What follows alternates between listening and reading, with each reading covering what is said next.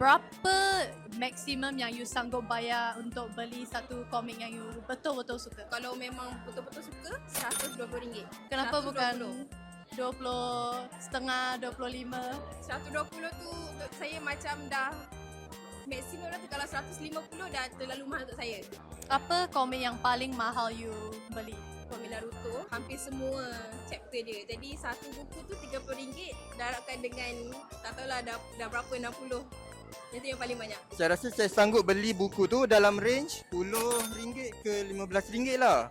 Based on dia punya content dia tebal dia macam mana. In general RM10 lah untuk satu jilid macam tu.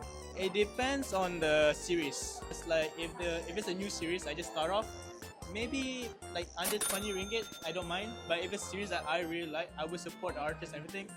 I don't mind if I have to spend like 40, 50 or even 100. Selalunya komik kan, kalau you suka sangat, dekat-dekat 500 pun you akan sanggup lah.